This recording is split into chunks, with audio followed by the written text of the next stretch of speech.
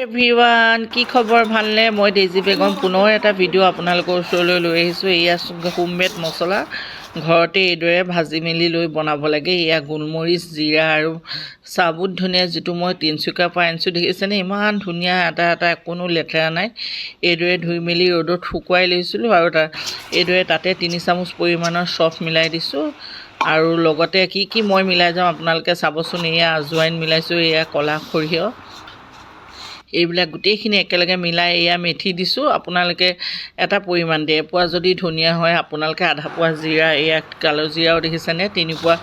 মিলাই লৈছোঁ ঘৰত যেহেতু মছলা বনালে এটা বৰ ভাল হয় কিনা মছলাবোৰ সদায় ধৰক মিক্স থাকে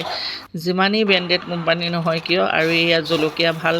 শুকান জলকীয়া 10-12টা মান এইদৰে মিলাই লৈছোঁ আকৌ বগা সৰিয়হ অলপো দি দিছোঁ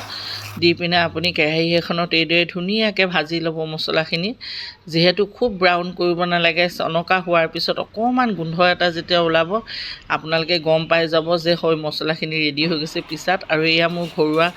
লং মোৰ বৌ এজনীয়ে দিছিলে বজাৰত তেখেতৰ এয়া লং কেইটামান দি দিছোঁ যিহেতু এইটো মাছ মাংস নৰ্মেল চব্জিটো দিব গতিকে বাকী বস্তু দিয়া নাই এইখিনি এইদৰে মিক্সিত দি ভালদৰে পিচি ল'ব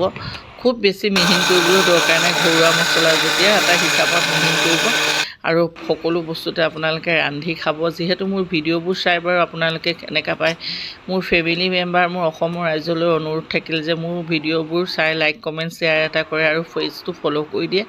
এইদৰে নতুন ভিডিঅ' মই দি থাকিম আপোনালোকে মোক ছাপোৰ্টত ৰাখিব আৰু এইদৰে চব চেকনিত চাকি দেখিছেনে এনেকৈ গুৰি ওলাই গৈছে আৰু ইয়াত এমাত মোৰ দুটা